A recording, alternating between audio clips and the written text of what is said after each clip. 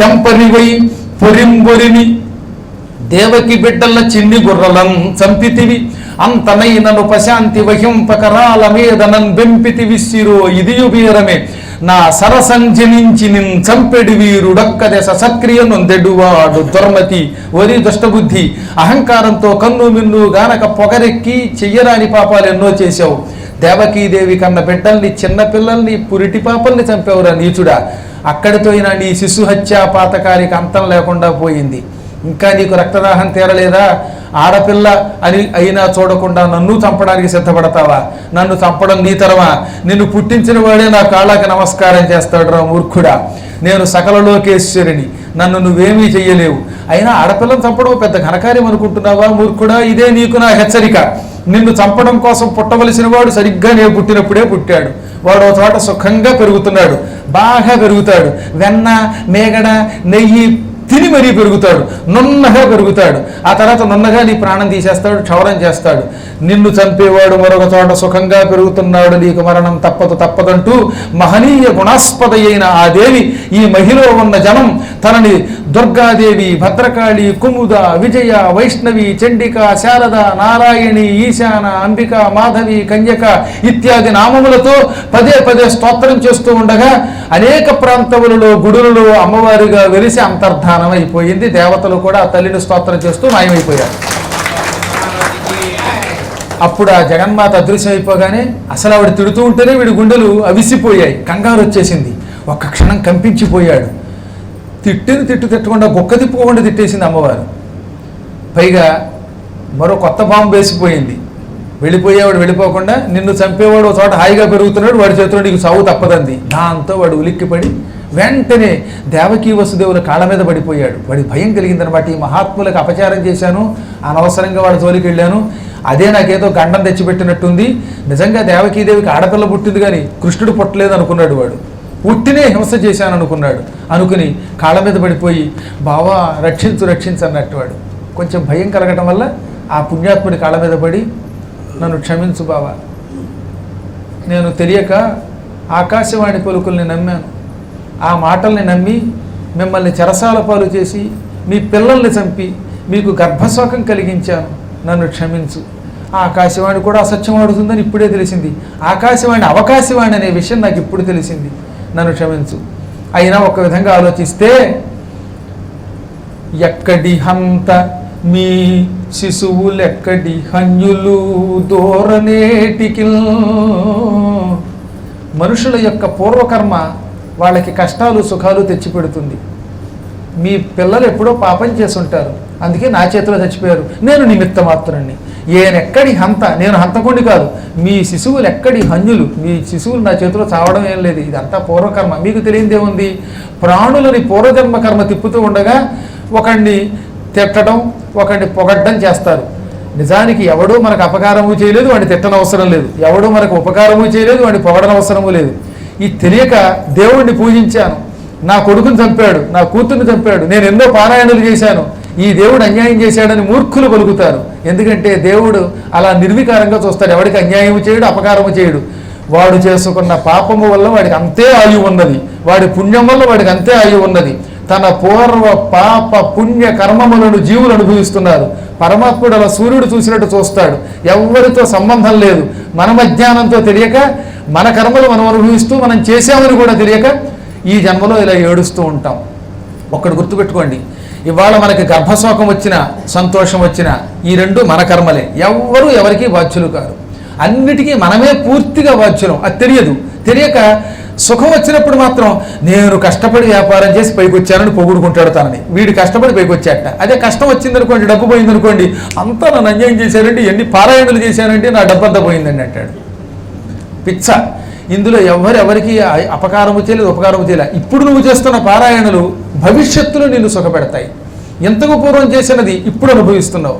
ఒకేసారి ఏది ఫలించదు, పుష్పించదు, కాలం రావాలి. ఆ రకంగా నేను హంతని కాదు, మీ శిశువులు హన్యులు కాదు అనగానే వెంటనే నిజమే అన్నాడు వసుదేవుడు. అప్పటికప్పుడే వసుదేవుడికి దేవకికి కాళ్ళకి ఉన్న సంఖ్యలు చేతులకు ఉన్న సంఖ్యలు తీసి పక్కన పారేసి వాళ్ళ ఆస్తి వాళ్ళకి ఇచ్చి కౌగిలించుకుని నన్ను ఆశీర్వదించు బావా అంటుంటే నీవన్నది నిజమే అన్నాడు. వసుదేవుడు వెంటనే క్షమించాడు. జ్ఞానులు అలా క్షమిస్తారు. బావా నీ వచనంబు నిక్కముసుమి ప్రాణుల్ గత జ్ఞానులై నీవేనంతును లోభమోహ మదభీ నిర్మిత్రతామోద శోకావేశంబుల ఒడుతురు ఏకాకారుడై సర్వరూపావిష్టుండవు ఈశ్వరున్ తెలియలేరు అన్యోన్య విభ్రాంతులై.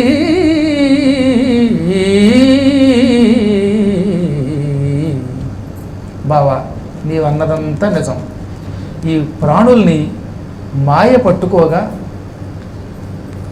తమ జ్ఞానమంతా కోల్పోయి లోభం, మోహం, మదం, భయం ఇటువంటి వాటిల్లో పడి నువ్వు చంపావు, నువ్వు రక్షించావు, నువ్వు అన్నం పెట్టావు, నువ్వు పెట్టలేదు, నువ్వు పొగిడావు, నువ్వు తిట్టావు అని ఇతరుల మీద అభాండాలు వేస్తారు. అన్యోన్య నిర్మిత్రతామోద శోకావేశంబుల ఇతరుల మీద అభాండం వేసి వాడు తిట్టాడు, వీడు కొట్టాడు, లేకపోతే వీడు అన్నం పెట్టాడు, వీడు ఉపకారం చేశాడు, వాడు అపకారం చేశాడు అంటారు. కానీ నిజానికి అపకారం ఉపకారం చేసేవాడు ఎవడు లేడు. ఎవడైనా తన కర్మను తాను అనుభవిస్తున్నాడు. ఈ తిట్టేవాడు, పొగిడేవాడు, పెట్టేవాడు, చంపేవాడు అంతా నిమిత్త మాత్రం. ఇది తెలియకపోవడం ఏమవుతుంది? శోకంలో మోహంలో పడతాడు. కొందరిని శత్రువుగా భావిస్తాడు, కొందరిని మిత్రుడిగా భావిస్తాడు. మళ్ళీ దానివల్ల ఏమవుతుంది? పరస్పర వైరుధ్య భావాల వల్ల ఒక క్షణం దుఃఖం, ఒక క్షణం సుఖం పొందుతూ ఉంటాడు. విభ్రాంతిలో పడతాడు. ఎవరిని ఎవరు ఉద్ధరించలేరు. ఇవాళ మన పిల్లలు మనల్ని సుఖపెడుతున్నారంటే అది మన పుణ్యం, వాళ్ళు దుఃఖపెడుతున్నారంటే అది మన పాపం. అందుకే జ్ఞానులు ఎప్పుడు ఏదో తెలియక చేసాం పాపం, అది శోక రూపంలో అనుభవిస్తున్నాం అనుకుని పరమాత్ముడినే పట్టుకుంటారు. ఒక్కొక్కప్పుడు ఆనందం కలిగింది, అప్పుడు కూడా మేము ఏదో పుణ్యం చేసి ఉంటాం, ఆ పరమాత్ముడు అనుగ్రహించాడు అని అప్పుడు పరమాత్మనే పట్టుకుంటారు. సుఖ దుఃఖములు రెండింటి ఎడల ఒకే రకంగా ఉంటే వాడు ద్వంద్వాతీతుడు. నీవు చెప్పిన ప్రకారమే మా పిల్లల్ని చంపింది నువ్వు కాదు, చచ్చింది వాళ్ళు కాదు, ఇదంతా వారి కర్మయోగం అని పలకగానే సంతోషించి కంసుడు అమ్మయ్య మీరు అన్నీ మర్చిపోయారే పాతపగా, ఇక మీ ఇంట్లోకి వెళ్ళి మీ ఆస్తి మీకు ఇచ్చాను అనుభవించండి అని వాళ్ళని పంపేశాడు.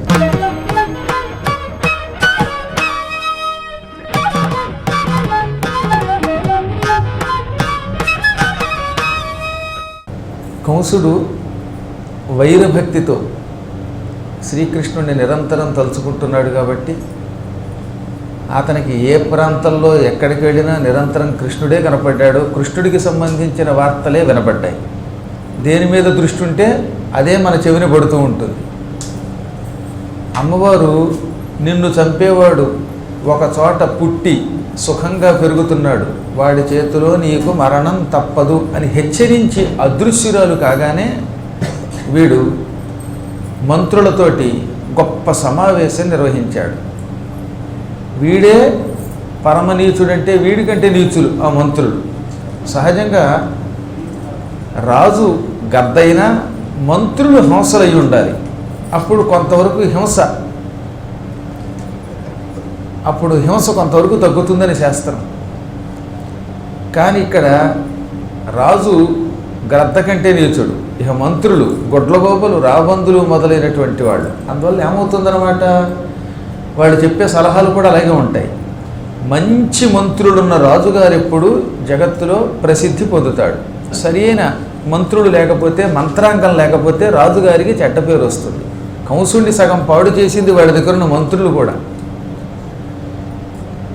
వాళ్ళంతా కంసుడి ద్వారా అసలు విషయం విని, కంసాను అనేది ఏమిటి, దేవకీదేవికి 8వ గర్భంలో అబ్బాయి బదులుగా అమ్మాయి పుట్టిందా, ఆ అమ్మాయిని నువ్వు చంపపోతే ఆకాశంలోకి ఎగిరి సింహవాహనం మీద 8 చేతులతో దివ్య రూపంతో దర్శనమిచ్చిందంటున్నావు, అమ్మవారు అయిపోయిందంటున్నావు. ఆ వెళ్ళిపోతున్న అమ్మవారు నిన్ను చంపేవాడు కుర్రవాడు ఎక్కడో పుట్టి పెరుగుతున్నాడని చెప్పిందంటున్నావు. అదే కదా నీ భయం. దీనికి ఎందుకు ఇంత భయపడ్డం? అనవసరంగా భయపడుతున్నావు తప్ప భయపడవలసిన అవసరం లేదు. ఏమిటో తెలిసిన అసలు రహస్యం, చంటి పిల్లవాడు ఒకడు ఇంచుమించుగా ఈ మధ్యకాలంలో పుట్టాడు. అంటే నిన్నో మొన్నో పుట్టుండాలి. అమ్మవారు చెప్పిన మాట ప్రకారం ఆవిడ పుట్టినప్పుడే పుట్టుండాలి. ఆ వయస్సు కలిగిన పిల్లలు ఎక్కడెక్కడున్నారో దేశమంతా తిప్పుదాం, మన వాళ్ళని పంపించి పిల్లలు ఎక్కడున్నారో గాలించి కనిపించిన పిల్లవాళ్ళలా చంపించేసేద్దాం. ఇట్టయిన తడయనేటికి పట్టణముల పల్లెలందు మందలయందున్. పట్టణాలు, పల్లెలు, మందలు అన్ని చోట్ల చంటి పిల్లలు ఎక్కడున్నారో వెతికేటటువంటి ప్రత్యేకమైన రాక్షస గణాన్ని పంపుదాం. వీళ్ళు వెళ్ళి పిల్లల్ని వెతికి పట్టుకుని కనిపించిన వాడిని కనిపించినట్టు చంపేస్తే ఇక నీకు ఏ గొడవ ఉండదు, తంటా ఉండదు, పెంట ఉండదు. దానివల్ల ఎన్ని లాభాలు ఉంటాయి? వీళ్ళందరికీ నాయకురాలుగా మన పూతనని నియమిద్దాం. ఆవిడ కొంచెం బాగా బలంగా ఉంటుంది, చంపడానికి ఉత్సాహము చూపిస్తూ ఉంటుంది. ఎప్పుడు నాయకురాలు బాగా గొప్ప హింస కలిగిందైతే కూడా ఉన్నవాళ్ళు ఆవిడని అనుసరించి ఇంకా హింసను పెంచుతారు. ఎప్పుడు నాయకుడిని బట్టే లేక నాయికని బట్టే అనుచర గుణం నడుచుకుంటారు. గురువుగారు రోజు నారాయణ స్మరణ చేయండి అని చెప్పి ఈయన మాత్రం ఇంట్లో కూర్చుని సినిమా పాటలు వింటున్నారనుకోండి, అప్పుడు ఏమవుతుంది? ఓహో, గురువుగారు పాటలు వింటున్నారు కదా, మనం కూడా పాటలు విందాం అనుకుంటారు. అలా కాకుండా ఆయన నారాయణ అంటే వీళ్ళు నారాయణ అంటారు. యథా రాజా తథా ప్రజ అని ఒక శాస్త్రం ఉన్నది. కాబట్టి నాయకుడు ఎప్పుడు సరి అయిన వాడు అయి ఉండాలి. నాయకుడు సక్రమంగా లేకపోతే కార్యక్రమాలన్నీ అస్తవ్యస్తం అవుతాయి. పూతలని పంపిద్దాం, దానికి పిల్లల్ని పసిగట్టే శక్తి ఉన్నది. చంటి పిల్లల్ని అది చంపుతుంది. దానితో పాటుగా మరికొంతమంది ఉన్నారు. తృణావర్తుడు, అరిష్టాసురుడు, బకుడు, ప్రలంబుడు, ధేనుకుడు, వత్సాసురుడు, అఘాసురుడు, వీళ్ళంతా పూతన గారికి కొందరు సోదరులు, కొందరు కొడుకులు, కొందరు బావలు, బావమరుదులు, పెద్ద బెటాలియన్ బాబాయ్ అది. అందరూ బంధువులు ఇవ్వండి, అందరూ ఒకే ఇంటి పేరు వాళ్ళు. వీళ్ళందరినీ పంపామంటే ఇక కనిపించిన వాడిని కనిపించినట్టు చంపేస్తారు. ఇంకా గొడవ ఉండదు, దానితో మనకి భవిష్యత్తులో భయం ఉండదు.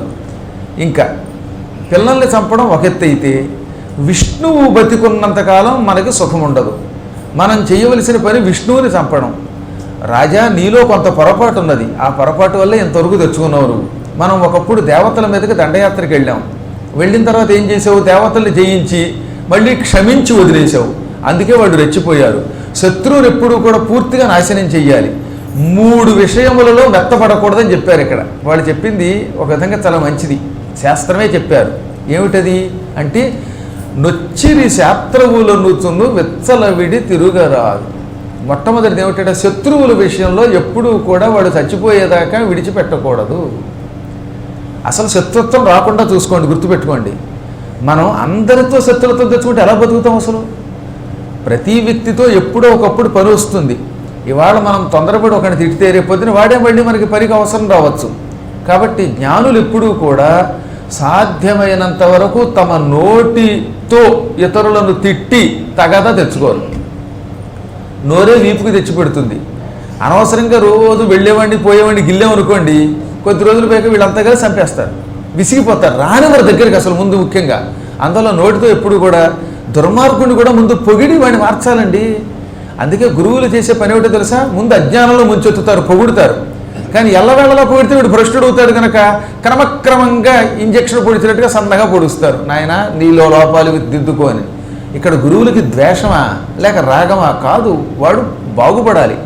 ఒక వ్యక్తిని కైవల్యానికి పంపించడం కోసం గురువుగారు బాగా ప్రక్షాళన చేస్తున్నాడు. కుళ్ళిపోయిన బట్ట ఉంది, ఆ బట్టను ఎంతకాలం కడతావు నువ్వు? వాసన వస్తుందిగా, అందుకని దాన్ని ఏం చేయాలి? సబ్బు పెట్టాలి, జాడించాలి. అంటే ఇంటికి వెళ్ళాక, ఇక్కడ జాడిస్తే 8 ట్యాంకులు అవుతాయి రోజు. అందుకని ఇంటికి వెళ్ళాక బాగా దాన్ని జాడించి ఆ వస్త్రాన్ని ఆరేయాలి. అప్పుడు ఏమవుతుంది? అందులో మురిగిపోతుంది. ఆరికి చాకలి బండ మీద వెయ్యర దెబ్బ, దరు వెయ్యర దెబ్బని బాధితే కదా ఆ వస్త్రం పవిత్రమై ప్రక్షాళనయ్యి తెల్లగా మారుతుంది. అంటే చావు దెబ్బలు తింటే కానీ బట్ట పవిత్రం అవడంలా వేడి వేడి ఇస్త్రీ పెట్టి దాన్ని బాగా సవరదీస్తేనే అప్పుడు చేతికి ఇలా వేసుకోవడానికి లాల్చీ బాగుంటుంది, లేకపోతే బాగుండదు. మీరు చూసారా లేదు కదా? మీరు వేసుకున్న బట్టలన్నింటినీ కూడా ఇస్త్రీ పెట్టితో బాగా తోముతున్నాడు వాడు, ఐరన్ చేయడం అంటున్నారు మీరు, అంతే కదా? అప్పుడు ఆ ఇస్త్రీ పెట్టి ఎలా ఉంటుంది? అది బాగా కాలికాలి ఉంటుంది. వేడి వేడి ఇస్త్రీ పెట్టినప్పుడు ఈ లాల్చీ బాబోయ్ బాబోయ్ అని బాల్చీది అనట్లా చక్కగా తయారవుతోంది. ఆ తర్వాత శరీరానికి మనకి ఆభరణంగా ఒక వస్తువుగా శోభిల్లుతోంది. అంటే బట్టలు దెబ్బలు తింటున్నది, జాడింపజేయిస్తోంది, దాన్ని బాగా జాడిస్తున్నాం. తర్వాత దాని ఎండలో పైగా సూర్యుడికి ఎదురుగుండా పెట్టి మధ్యాహ్నం పూట, మిట్ట మధ్యాహ్నం పూట కోటి సూర్యుల కాంతితో వెలిగిపోతున్నాడు ఈ మధ్యన సూర్యుడు. మరీ వేడి ఎక్కువ చూపిస్తున్నాడు. ఈ వేడిలో మలమల మాడిపోయాక ఆ తర్వాత ఇస్త్రీ అయ్యాక అప్పుడు కదా బట్ట శోభిల్లుతోంది. ఒక కట్టుకునే వస్త్రమే ఇన్ని బాధుళ్ళు, ఇన్ని దెబ్బలు, ఇన్ని ఇస్త్రీలు పొందితే కానీ మన శరీరం మీద శోభిల్లడంలా. ఇక మరి మనం ఎలా శోభిల్లాలి అంటే మనం కూడా బట్ట కంటే ఇంకొంచెం మందంగా వెళ్ళాం. అందుకని మొదట్లో గురువుగారు ఏం చేస్తారనమాట, ఊరికే పై పైన అలా సబ్బు పెట్టినట్టుగా పొగుడుతారు. ఆ తర్వాత చల్లని నీళ్ళలో అలా కాసేపు పట్టి పెడతారు. ఇక అక్కడి నుంచి జాడింపు ఉతుకుడు మొదలవుతుంది. ఆ తర్వాత ఎండలో ఆరేయడం ఉంటుంది. ఆ తర్వాత ఇస్త్రీ ఉంటుంది. అప్పుడు వాడు బాగుపడతాడు. తప్పదు ఇది. ఎంతటి వాడైనా సరే జీవితంలో ప్రక్షాళన పొందాలి. కాకపోతే ఎల్లకాలం ఆ నానబెట్టడంలోనే మిగిలిపోతున్న శిష్యులు ఎక్కువ మంది ఉంటారు. అంటే గురువుగారు పక్కనే ఉంటారు, చల్లని నీళ్ళలో వాళ్ళ నానబెట్టాల్సింది, రోజు వాళ్ళు పొగడాల్సిందే. వాళ్ళని పొరపాటు ఒకసారి ఉతికామా వాడు వీడికే ప్రమాదం తెచ్చిపెడతాడు. అలాంటి శిష్యులు కూడా ఉంటారు. కాబట్టి ఎల్లవేళలా చన్నీళ్లలో నానబెట్టబడే వస్త్రంలా కాకుండా అలా ఉంటే చివికిపోతారు. గుర్తుపెట్టుకోండి. ఒకవేళ మీరు బట్టని నానబెట్టినట్టుగా ఎప్పుడు మిమ్మల్ని అజ్ఞానంలో ముంచెత్తి గురువుగారు విజ్ఞానం చెప్పకపోతే, అందులో లోపం చెప్పకపోతే, చల్లని నీళ్లలో నానిపోయిన వస్త్రం కొంతకాలానికి ఏమవుతుంది, క్రమక్రమంగా చివికి ముక్కలైపోతుంది. అంచేత గురువులు ఎప్పుడైనా ఏదైనా అన్నారంటే మనల్ని ప్రక్షాళన చేసి శుభ్రంగా భవిష్యత్తులో ఒక ఉత్తమ స్థితికి తీసుకెళ్ళడానికి అర్థం. అంతేగాని గురువు గారికి ఎవరి మీద ప్రత్యేకమైన పక్షపాతం ఉండదు, రాగము ఉండదు, ద్వేషం ఉండదు. కానీ సాధనని బట్టి ప్రేమిస్తారు, అంతకంటే లేదు.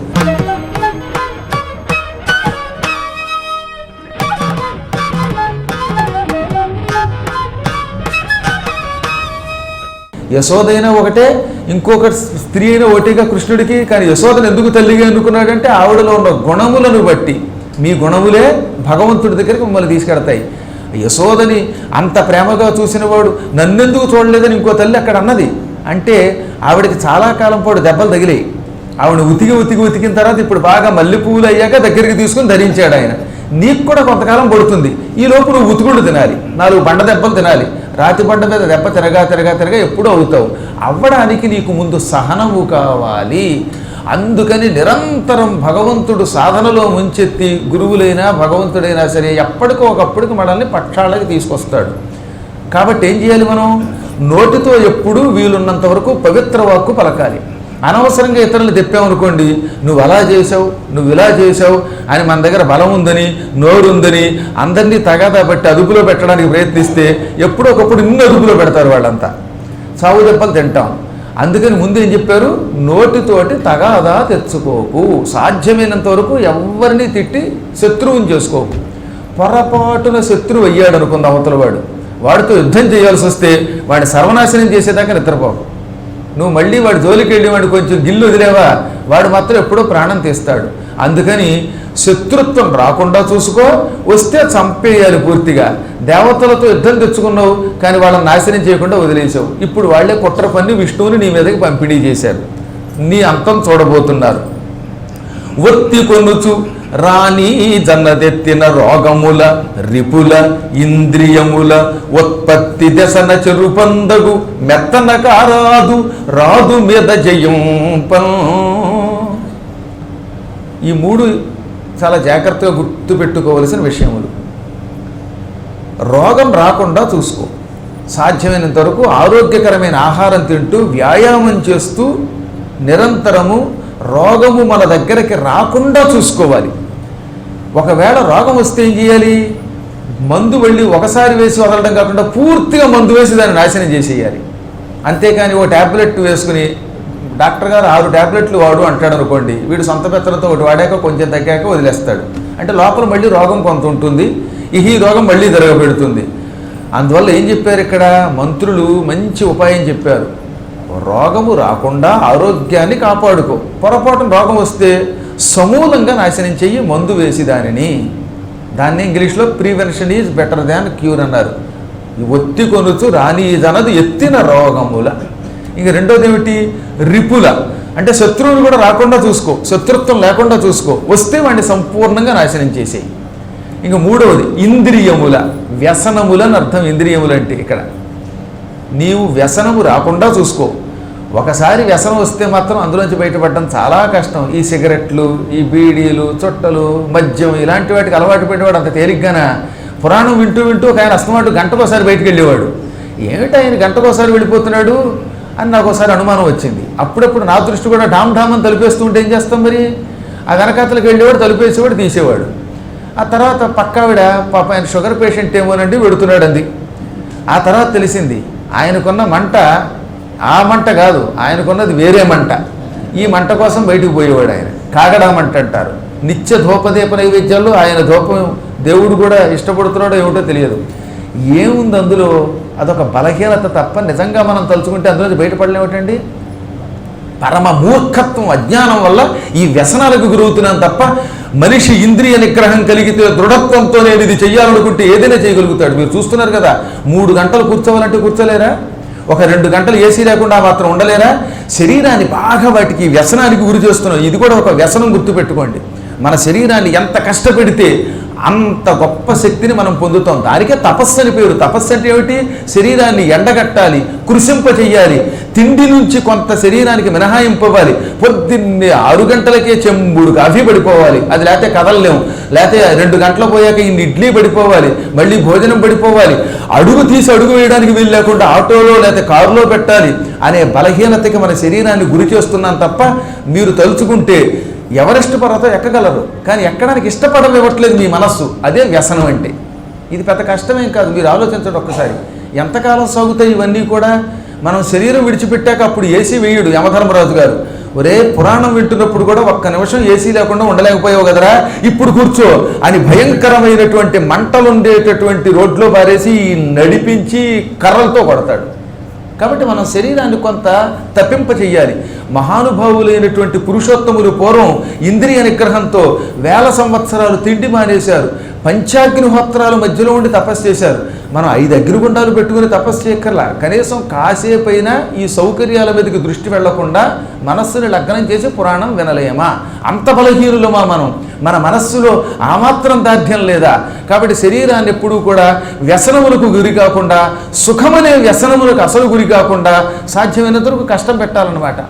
అమ్మ బాబో, దిగ్గానే అన్ని సుఖాలు వచ్చి పడిపోవాలండి, అప్పుడే మేము మీతో యాత్రకు వస్తామండి అనేవాళ్ళు ఒకళ్ళిద్దరు ఉంటారు. మీరు జ్ఞానుల గురించి చెప్పడంలా, మీరు పరమజ్ఞానులు, మీరు సుఖాలకు అతీతంగా ఉంటారు, నాకు తెలుసు మీ గురించి. మనం సాధ్యమైనంత వరకు కొన్ని సుఖాలు ఎలాగో ఉంటాయి, వద్దన్నా వాటిని వాళ్ళు ఏర్పాటు చేసుకోవాల్సిందే. వేళకి తిండి, నిద్ర ఉండాలి, మంచం ఉండాలి, కంచం ఉండాలి, ఇవన్నీ ఉండాలి. కానీ అవసరమైనప్పుడు వాటిని నిగ్రహించగలిగి ఉండాలి. అప్పుడు తట్టుకోవడమే జ్ఞానం అంటే. దిగగానే నాకు రూమ్ రాలేదు ఢామ్ డూమ్ అంటే నీ ఇంటికి పెళ్లికి వచ్చినటువంటి వాళ్ళం ఏమన్నా?